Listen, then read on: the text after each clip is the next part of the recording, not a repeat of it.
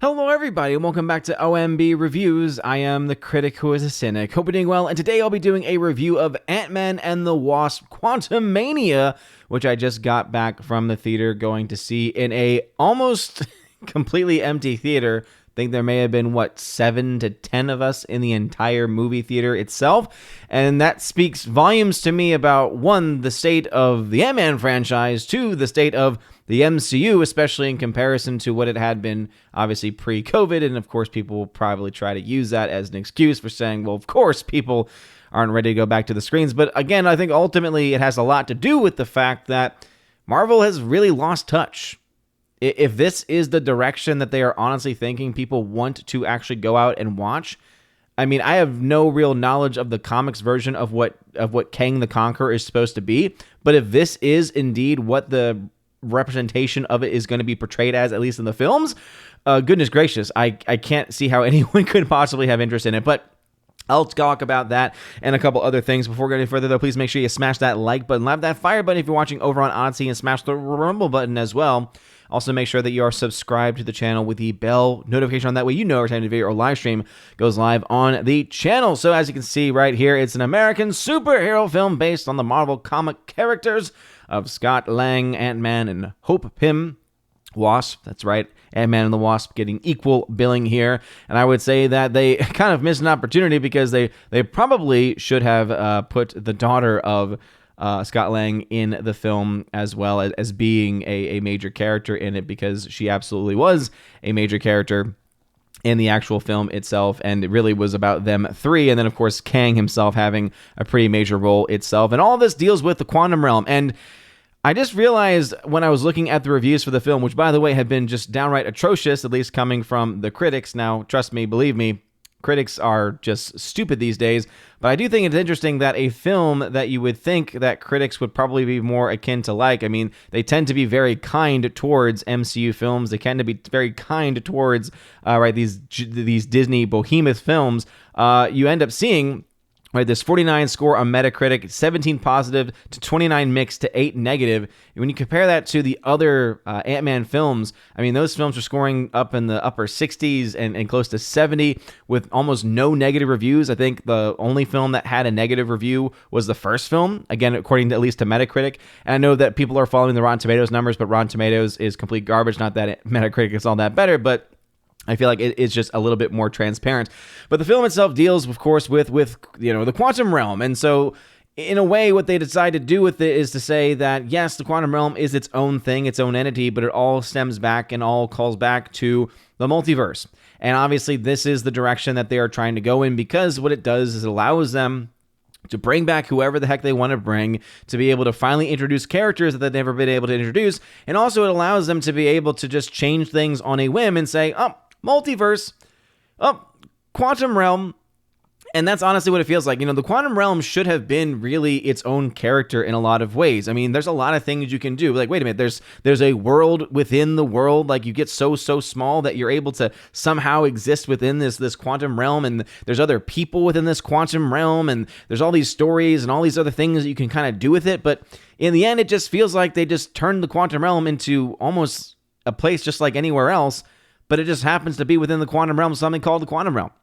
That ultimately is what it feels like. Not to mention, you have some very empty writing that is just downright boring, which I think is probably the biggest flaw of this film, other than the CGI, which is complete garbage and way overused. It's bad enough when CGI is overused, but somewhat good or passable.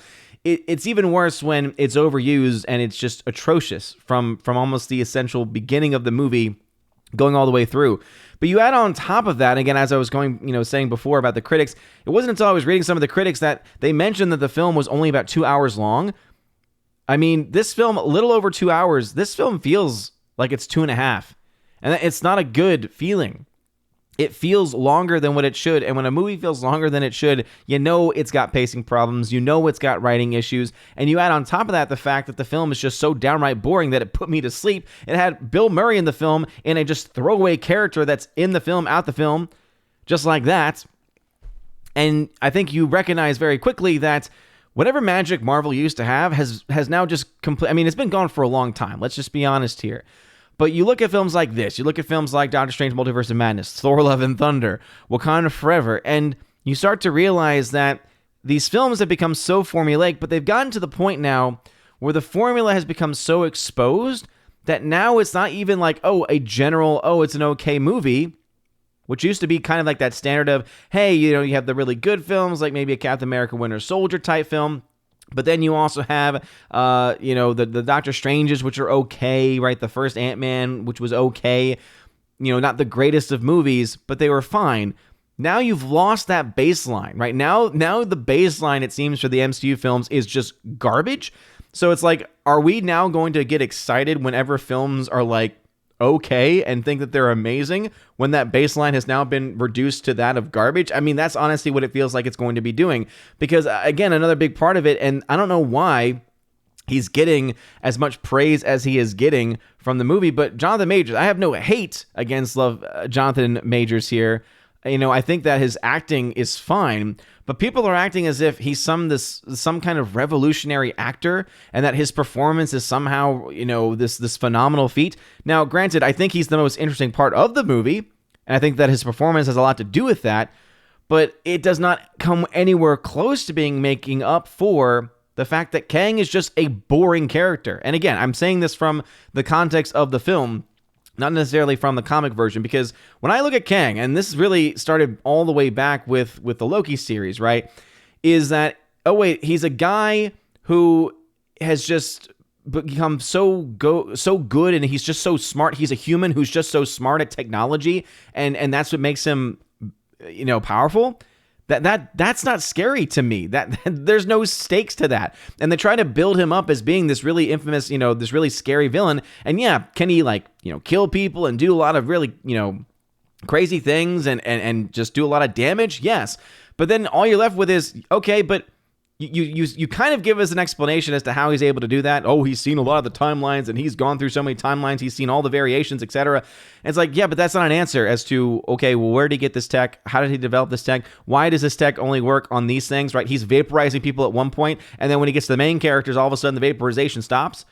And I'm sure that you could probably put plot armor on there and say, well, they're wearing different kind of suits. Speaking of which, there's a whole point of the film where you have Scott Lang's character who becomes large. For such a long portion of time, I was like, wait a minute. I remember when he could barely hold this form for any length of time because of the amount of calories, essentially, that it's eating up during that process. And now all of a sudden he could just do that and has no real problems whatsoever. I mean, they make some offhand comments towards it, but ultimately it's, yeah, he's totally fine. And then any type of stakes that this film has are ultimately lost because at no point do you feel like anyone is in danger. At no point do you feel like anyone is actually going, anything is going to actually happen to anybody. So all you're left with here is a film with terrible CGI, terrible writing, terrible pacing, and ultimately an incredibly forgettable movie that, yeah, you might get a lot of people going to see it opening weekend compared to some of the other films to come out more recently. I mean, the early projection on the film was it was going to get around $280 million opening weekend, worldwide. Roughly $100 million domestically.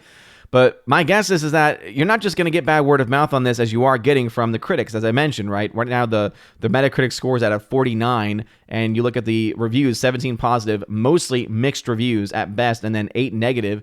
And then you look at some of these ones, and you're like, wait a minute. At just over 120 minutes, though, a blink in Marvel time, this Ant-Man is clever enough to be fun and wise enough not to overstay its welcome. Who better understands the benefit, after all, of keeping it small? Haha. When in reality, it's actually, no, it's 120 minutes that feels like it's 150 minutes, which is terrible. It actually, well overstays its time. Not to mention there's this whole inner monologue thing that starts off the film and then picks up back at the end of the film. And even then, it's like, wait a minute, you're doing this for way too long. This is getting annoying, right? This inner monologue going on and him trying to figure things out. Guys, this thing is just bad, all right? This thing is just bad. And so overall, if I had to give this film a grade, pretty much standard, Marvel fare at these points.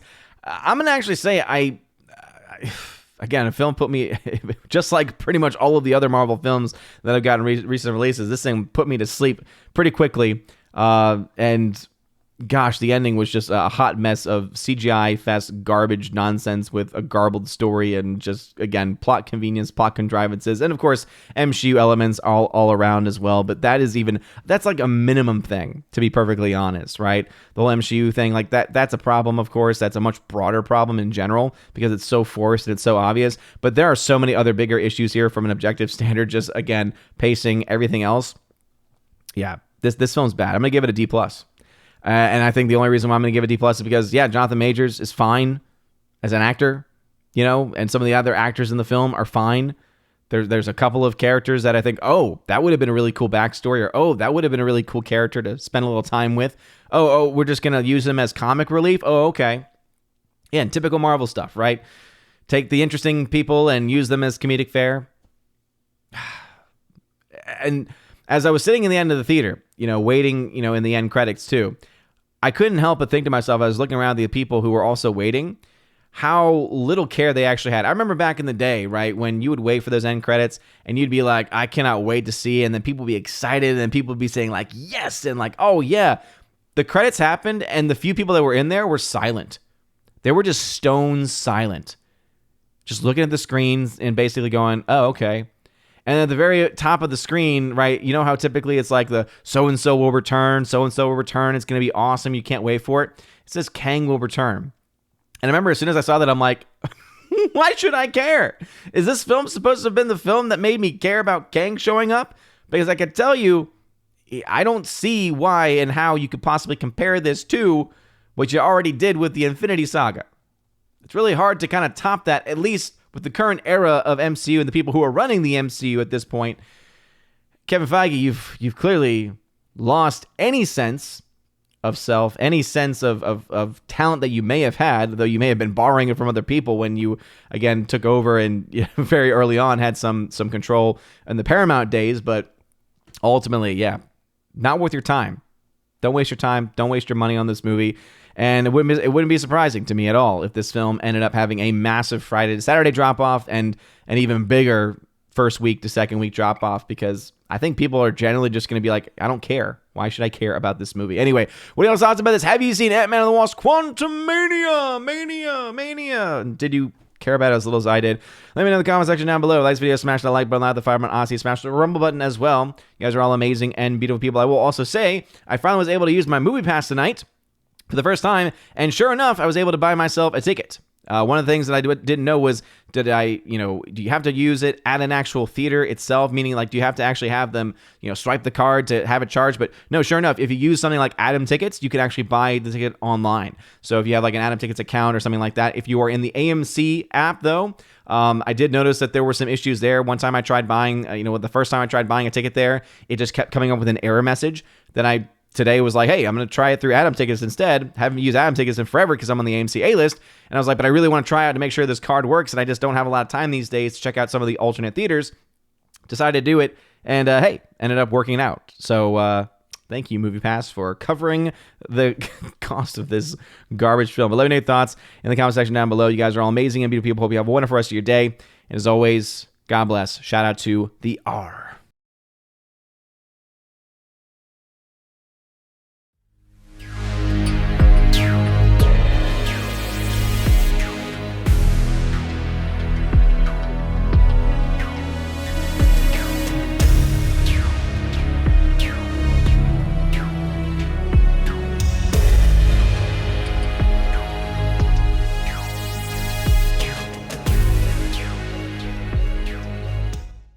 And now for a huge special shout out to all of my Patreon, locals, and Subscribe Star members who are at the Keeper of the Bifrost level and above, starting off with Father Luca Illick, Garrett Searles, Chris from the 80s, who you can check out over on YouTube by the same name, Hymir Irie Hymason, Joe Horn, Jonathan Carney, Orange Hat Reviews, you can check out at his YouTube channel by the same name as well, Laura, The Modern Major General Story, Rosetta Allen, who you can check out at her YouTube channel, Eagle Rider, and Miss Martin Muses, which goes by the same name name on YouTube. Thank you all very much for supporting me over on Patreon. And also for my Subscribe Star peeps, we got Matt317. Check out his Twitch channel by the same name. Fast Reaction, Mr. Roy, J-Rod the Beer Guru, and ZK-Man, who you can check out over at xtheboundaries.co. And also, lastly, to my locals members, starting off with Miss Minnesota Hockey Fan, How About a Hockey Player, J.H. Schwalbach, Brett D90, and the amazing lawyer Robert Barnes. Thank you all very much for supporting me for the month of February. You guys are all fantastic. If you want your name shouted out, access to exclusive podcasts, and exclusive giveaways, check out the top link in the video description below. Anyway, you guys are all great. Have a wonderful rest of your day, everybody. And as always, God bless.